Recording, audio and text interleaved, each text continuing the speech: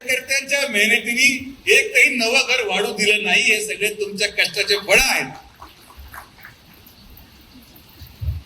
तर त्या सत्काराचा उल्लेख मी यासाठी केला की जे काही ते सांगायचा प्रयत्न करतायत गणेश कारखान्यासंदर्भात,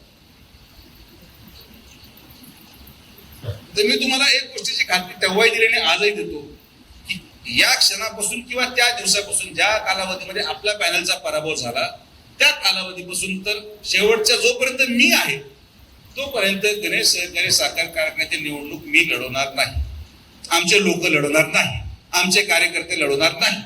तो कारखाना तुमचा आहे, तुम्ही चालवा. आम्ही तर म्हणतो ना आम्हाला पाहिजे. मी सांगतो लिहून स्टॅम्प पेपरवर की आपले जेवढे सभासद असतील ते देऊन टाका राजीनामे. बाबा सभासद सोडून द्या. त्याच्या पलीकडे अजून काय बोललं पाहिजे? आपला कुठलाही उद्देश कोणाची संस्था बंद पाडण्यामध्ये नाहीये. जी न्यायालयीन लढाई आहे, जी हक्काची लढाई आहे, आमची लढाई दिलीपराव फक्त आणि फक्त आमचे प्रवरेचे पैसे सुरक्षित ठेवण्यासाठी आहे. कारण की ते पैसे प्रवरेच्या सभासदांचे आहेत, सुजय विखेंचे नाहीये, राधाकृष्ण विखेंचे नाहीये, ते प्रवरेच्या सभासदांचे आहेत. ज्या सभासदांचे पैसे आज आपण लावून तो कारखाना पुनर्जीवित केला, त्या पैशाच्या हक्काची लढाई आहे आणि ती लढाई लढावंच लागेल. त्या व्यतिरिक्त आमचा कोणाचाही द्वेष नाही, आमच्या कोणाबद्दल आम्हाला काही मांडायचं पण नाहीये. आणि जे आज संगमनेरून येऊन इथं भाषण केलं की आपला ऊस बाहेरच्या लोकांना घेऊ जाऊ देणार नाही. बाबांनो, आम्ही गणेश कारखाना चालत असताना तुम्ही किती ऊस नेला याचा हिशोब द्या. साकुरीमध्ये टाळ्या होत्या, नावं देतो मी. साकुरीमधून कोणाचा ऊस नेला संगमनेरनी, गणेश परिसरातून कोळपवडीने किती ऊस नेला, संजीवनी किती ऊस नेला. मग जेव्हा आम्ही कारखाना चालवत होतो तुम्ही नेल्याला चालतो आणि तुम्ही चालवायला लागले तर आम्ही न्यायचं नाही. आम्ही आमच्या कार्यकर्त्यांना जगवणार, आमच्या कार्यकर्त्यांना जिथं इच्छा असेल ते ऊस द्यायचं स्वातंत्र्य त्यांना आहे आणि ते देतील. त्यांना कोणी बळजबरी करू शकत नाही.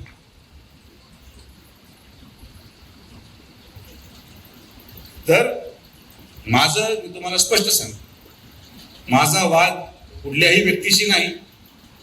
कोपरगावमध्ये 2 आमदार झाले याचा आनंद मलाच आहे. त्यांना संधी मिळाली, त्या संधीचं सोनं त्यांनी करावं, तालुक्याच्या विकासासाठी करावं. गणेश परिसरामध्ये त्यांना वाटतं त्यांना काही योगदान द्यायचंय, देऊ द्या. पण आपण, मी दुर्दैवाने आजारी असल्यामुळे गडबड झाली की एक सभा झाली आणि त्याची चर्चा आपले लोक करतात. कशाला चर्चा करायची कोणाच्या भाषणाची? आपण काय पहिल्यांदा ऐकले भाषण असे? आपण पहिल्यांदा पाहिले भाषण असे?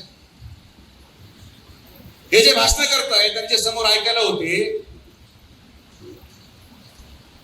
हे विधानसभेमध्ये आपण पुराव्यानिशी सिद्ध केलंय, पुराव्यानिशी व्हिडिओद्वारे, की कारखान्याचे संचालक आणि कर्मचारी आपल्या विरोधात काँग्रेसचे पैसे वाटत होते. होते विरोधात ते सांगा, व्हिडिओ शूटिंग आहे. आपल्याला नवं आहे काय सगळ्या गोष्टी? आम्हाला नाही फरक पडत. बाबा तुम्ही सगळी ताकद लावा, जी लावायची लावा. अजून कोणी राहिला असेल त्यालाही बोलून घ्या. या तालुक्यामध्ये सर्वसामान्य माणसं आणि संघटनेच्या कार्यकर्ते जोपर्यंत प्रामाणिक आहेत तोपर्यंत भारतीय जनता पार्टी आणि विखे पाटील साहेबांच्या केसाला धक्का सुद्धा लागणार नाही. ही ताकद आपली आहे, ही संघटनेची ताकद आहे, ही तुमची ताकद आहे.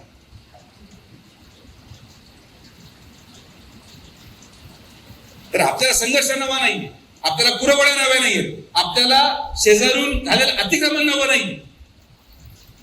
आपण कुठल्याही परिस्थितीमध्ये कोणाची चर्चा करता कामा नये, ही काळजी आपल्याला घ्यायची. आपल्याला चर्चा करायसाठी तर भरपूर काय आहे ना.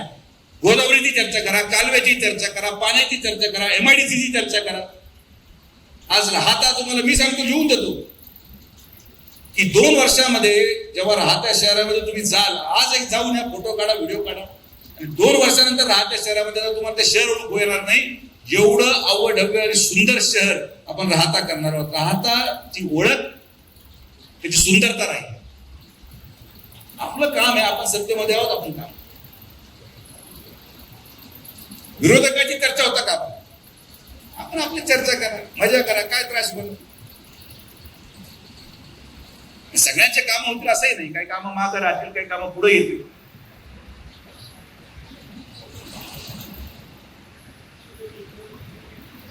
ती सभा संपली आणि मला 2-3 लोकांचे मेसेज आले, नाही दादा काय झालं, ते कसं चाललंय, हे लोक स्टेजवर होते, ते लोक स्टेजवर होते, फलाना होता टिमकारचा साखरीवाला पण स्टेजवर चढला, असं झालं तसं झालं.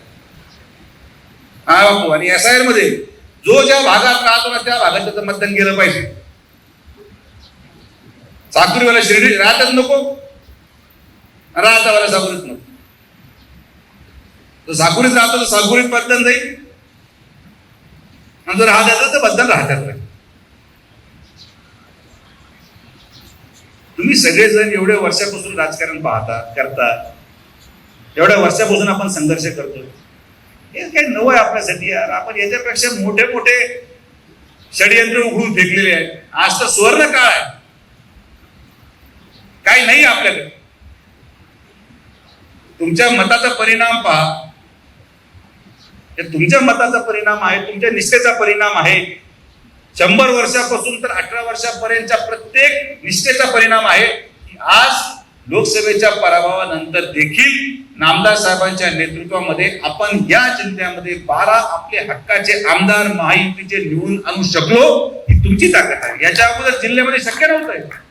2-3 आमदार असायचे, आज 12 आमदार आपण निवडून आणले. आपले कष्ट आहे, पक्षासाठी आहे, मुख्यमंत्र्यांचं नेतृत्व आहे. हे तुम्हाला काय वाटतं गोदावरी सिटी 300 कोटी कशा आहेत? कारण की आपण जेव्हा मुख्यमंत्री महोदयांना म्हटलं की मुख्यमंत्री महोदय हे आमच्या तालुक्याचं काम एवढं तर झालंच पाहिजे, नाही म्हणू शकले नाही, लगेच सही झाली, सगळे काम.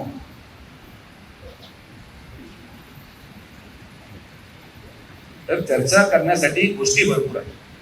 नेगेटिव्ह चर्चा कृपया करून करत नका जाऊ, त्याने निष्पन्न काही होत नाही.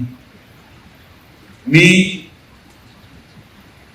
आवर्जून सांगतो तरी मी सत्कार ठेवतो हा ना, इथं आहे करू आपल्या कार्यकर्त्यांच्या माध्यमातून. आमचं काय म्हणणं, पक्ष वाढला पाहिजे, पक्ष मोठा झाला पाहिजे, कोणी व्यक्तिगत शत्रू नाही. मी तुम्हाला आजही सांगतो की माझं काही शत्रुता कुठल्या एका व्यक्तीबरोबर नाही, आणि आपण संयमाचीच भूमिका बजावतो. आपण संयमच ठेवलं पाहिजे. कितीही शेजारून अतिक्रमण आलं, कितीही शेजारून अतिक्रमण येऊन भाषण झाले, आपण आपलं काम विकासावर चालू ठेवलं पाहिजे. कारण की आपलं मतदान हे विकासावर आहे, आपलं मतदान हे प्रगतीवर आहे, आपलं मतदान या मतदारसंघाच्या आणि राहत्या तालुक्याच्या लोकांच्या उज्ज्वल भविष्यासाठी आहे. म्हणून लोक मतदान टाकतात, लोक येतात भाषण ऐकायला, मतात रूपांतर होणार नाही. तर ना 40 वर्षाच्या इतिहासामध्ये, 30 वर्षाच्या इतिहासामध्ये ना शिर्डीमध्ये 23-0 झाला असता, ना राहत्यामध्ये 23-0 झाला असतं. वन साइड मेजॉरिटी दिली लोकांनी, वन साइड.